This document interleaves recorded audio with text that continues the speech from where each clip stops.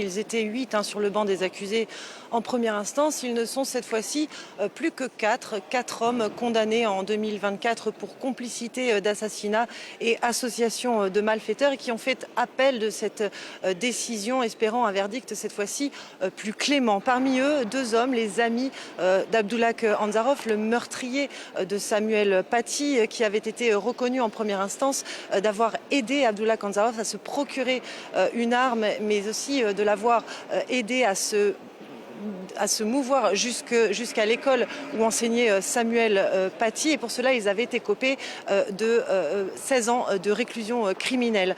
Quant aux 2 autres accusés, eh bien, il s'agit de Brahim Chnina, le père de l'élève qui avait menti autour du cours sur les caricatures de Mahomet, et puis d'Abdelhakim Sefrioui, un prédicateur islamiste déjà bien connu des services antiterroristes avant les faits. Les 2 hommes sont soupçonnés d'avoir lancé sur Internet, vous l'avez dit, une campagne de haine à l'égard de Samuel Paty et d'avoir en quelque sorte posé une cible dans le dos de l'enseignant. Ils avaient pour cela écopé respectivement de 13 ans et de 15 ans de réclusion criminelle.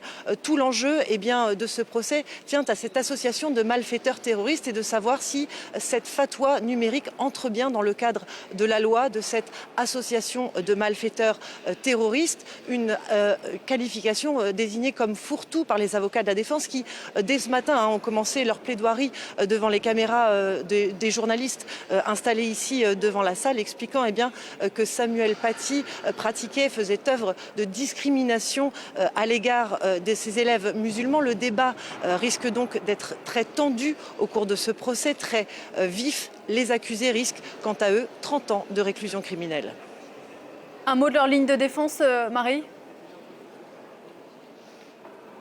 Oui, comme je vous le disais, leur ligne de défense porte, comme nous l'a dit Francis Vuillemin, l'avocat d'Abdelhakim Sefrioui, autour des signalements qui ont eu lieu avant ces faits autour de Samuel Paty. L'avocat de la défense qui explique que Samuel Paty faisait œuvre de discrimination à l'égard de ses élèves musulmans, expliquant qu'il avait demandé lors de ce fameux cours autour des caricatures de Mahomet aux élèves musulmans de lever le doigt. Il compte le prouver lors de ce procès. De son côté, la famille de Samuel Paty tente de faire entendre raison et tente d'expliquer que Samuel Paty ne faisait pas œuvre de discrimination. Explique aussi que ce récit provient d'une élève qui n'était pas présente lors de ce cours autour des caricatures de Mahomet et qu'il est donc mensonger. Comme je vous le disais, ce procès risque d'être très tendu, le débat très vif et on s'attend évidemment lors de ce procès en appel à d'autres hurlements comme nous avons pu les entendre en première instance.